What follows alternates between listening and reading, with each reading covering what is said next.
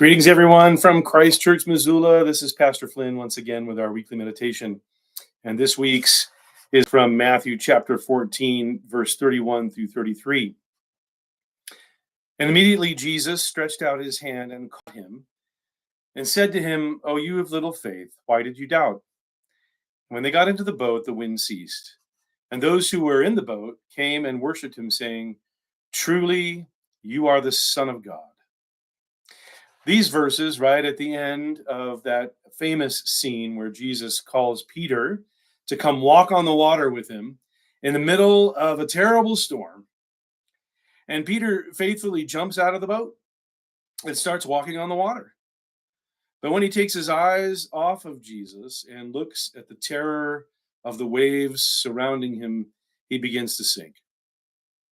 Now, often this event is seen as a failure for Peter, who just didn't have enough faith in Jesus to keep walking on the water. Of course, Jesus clearly points out that Peter did begin to doubt and that his faith is small. But that is only part of what's going on.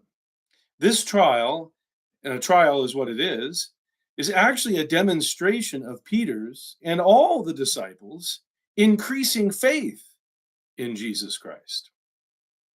You see, this is the second time that Jesus and his disciples were caught in a mighty storm in the middle of the sea. The first time was back in Matthew chapter 8, at the very beginning of Jesus's ministry, right after the Sermon on the Mount. Jesus and his disciples come down from the mountain, and they get into a boat in order to cross over to the other side of the sea. The storm is so bad that comes up that the disciples, who are fishermen, are in a panic, believing that they are going to die. These seasoned veterans of the sea think they're going to die. Of course, Jesus calms the storm with a word, and the disciples' response at the end of that event, the disciples' response to the demonstration of Jesus's power and authority is, "Who is this?"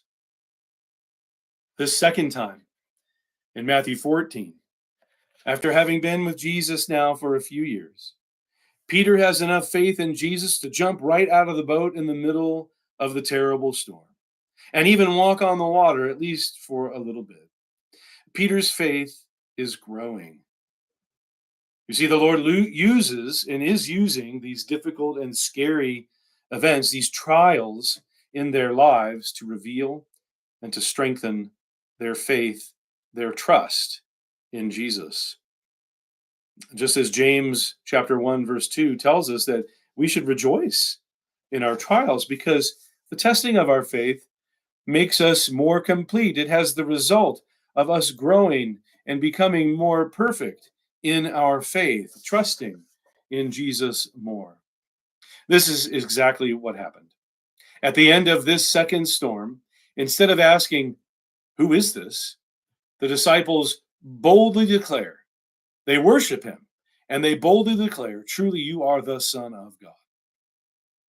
Therefore, for us as disciples of Jesus Christ, when we find ourselves in the midst of a terrible trial, we should keep our eyes fixed on Jesus and not on the storm raging around us. Absolutely.